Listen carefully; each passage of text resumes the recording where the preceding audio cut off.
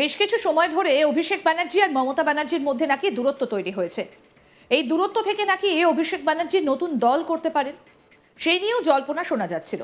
একই সঙ্গে টিএমসিতে আদি নব্য দ্বন্দ্ব চলছে, সেখান থেকে অভিষেকপন্থী এবং মমতাপন্থীরা নাকি আলাদা হয়ে যাবেন। আর এর মধ্যে শোনা যাচ্ছিল নেতাজি ইন্ডোরের বৈঠকে নাকি নাও থাকতে পারেন অভিষেক ব্যানার্জি। এই সমস্ত গুঞ্জনের মাঝেই অভিষেক ব্যানার্জির মুখে শোনা গেল বিজেপির কথা। তাহলে সত্যিই কি তিনি দল পাল্টাচ্ছেন?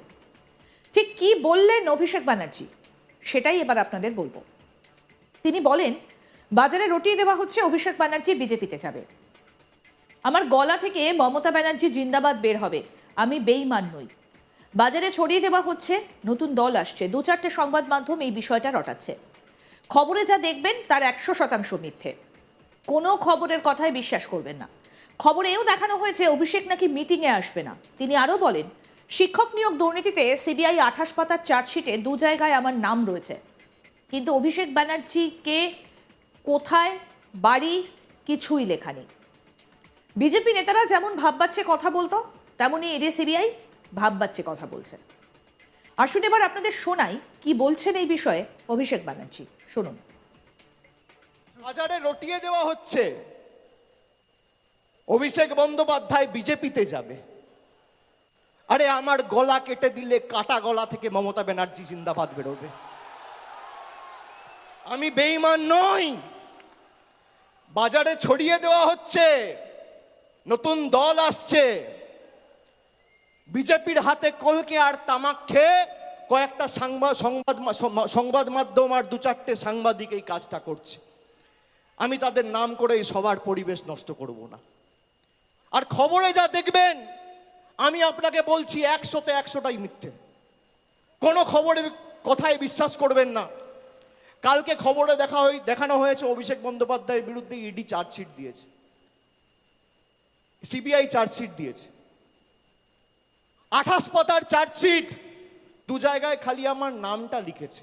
তাও অভিষেক বন্দ্যোপাধ্যায় কে, বাড়ি কোথায়, সাংসদ না বিধায়ক না পঞ্চায়েত প্রধান, কোথায় থাকে, কার ছেলে, কোনো পরিচয় নেই। বিজেপি নেতারা যেমন ভাববাচ্ছে কথা বলতো, ইডি সিবিআই এখন ভাববাচ্ছে কথা বলছে। এই ভয়টা দেখে আমার ভালো লেগেছে। খবরে যা বেরোয় 100তে 100টাই মিথ্যে, আমি আপনাকে বলছি। 12 লক্ষ মানুষকে বাড়ি দিয়েছে আমাদের সরকার। একদিন একটা খবর দেখেছেন? 2.5 কোটি মানুষকে, 2.5 কোটি মহিলাদের, মায়েদের, দিদিদের, বোনেদের নিজের গচ্ছিত সঞ্চিত সরকারি রাজ্য সরকারের কোষাগার থেকে আমাদের সরকার লক্ষ্মীর ভান্ডার দিয়েছে 50,000 কোটি টাকা খরচা করে। একদিন খবর দেখেছেন? এই খবর দেখবেন না।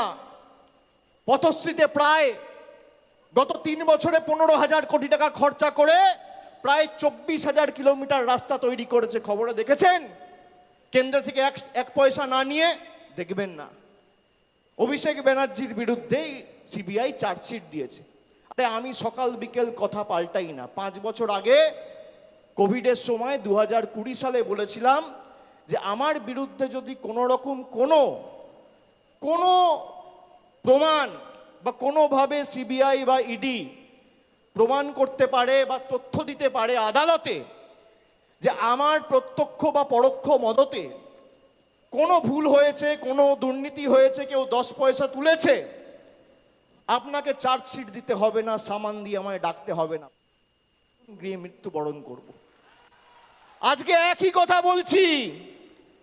আপনার কাছে প্রমাণ থাকলে প্রমাণ দেবেন। আমাকে তো সিবিআই ডেকেছিল, নবজোয়ারে যখন গেছিলাম, যাত্রা বন্ধ করে এসেছি একদিনের জন্য। সিবিআই দপ্তরে গেছি, 10 ঘন্টা জিজ্ঞাসাবাদ করেছে। তারপরের দিন আবার বাঁকুড়ায় গিয়ে নবজোয়ার শুরু করেছি। কাঁচকলা। আপনি কি ভাবছেন থমকে চমকে দমিয়ে রাখবেন?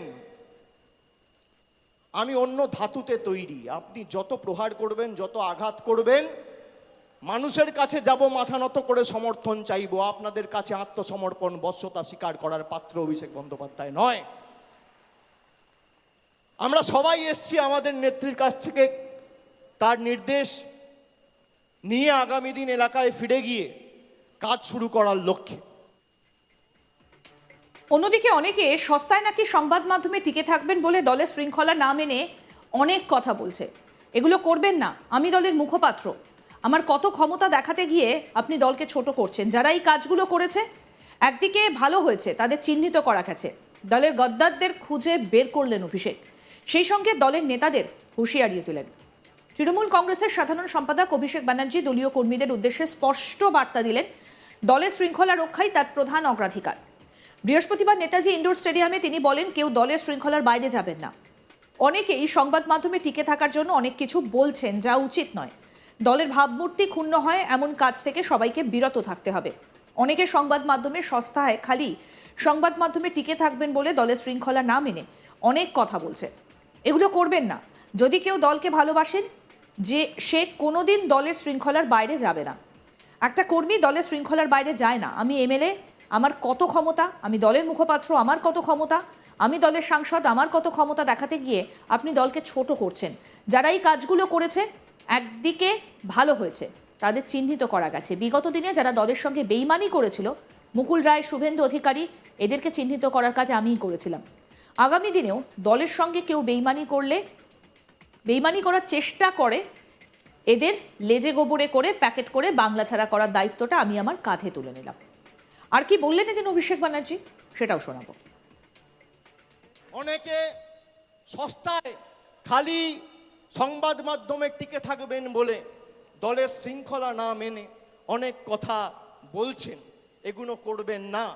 যদি কেউ দলকে ভালোবাসেন, সে কোনোদিন দলের শৃঙ্খলার বাইরে যাবে না। একটা কর্মী কোনোদিন দলের শৃঙ্খলার বাইরে যায় না। আমি এমএলএ, আমার কত ক্ষমতা, আমি দলের মুখপাত্র, আমার কত ক্ষমতা, আমি দলের সাংসদ, আমার কত ক্ষমতা, আমি টাউন চেয়ারম্যান, আমার কত ক্ষমতা দেখাতে গিয়ে আপনি দলকে ছোট করছেন। আর যারা এই কাজগুলো করেছে, একদিকে ভালো হয়েছে, তাদেরকে চিহ্নিত করা গেছে। বিগত দিনে যারা দলের সাথে বেইমানি করেছিল, মুকুল রায়, শুভেন্দু অধিকারী, এদেরকে চিহ্নিত করার কাজটা আমি করেছিলাম।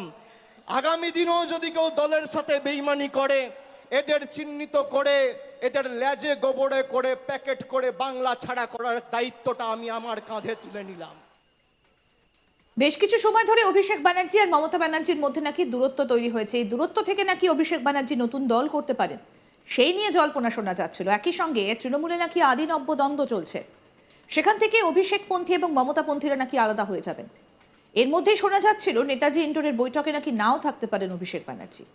এই সব কিছুর মাঝেই অভিষেক ব্যানার্জির মুখে শোনা গেল বিজেপির কথা। আরও আপডেট পেতে দেখতে থাকুন আজ তাক বাংলা, সাবস্ক্রাইব করুন, নোটিফিকেশন পেতে বেল বাটন অপশন প্রেস করুন, হোয়াটসঅ্যাপেও ফলো করুন আজ তাক বাংলা, ভিডিওটা লাইক করুন, শেয়ার করুন, কমেন্ট করুন।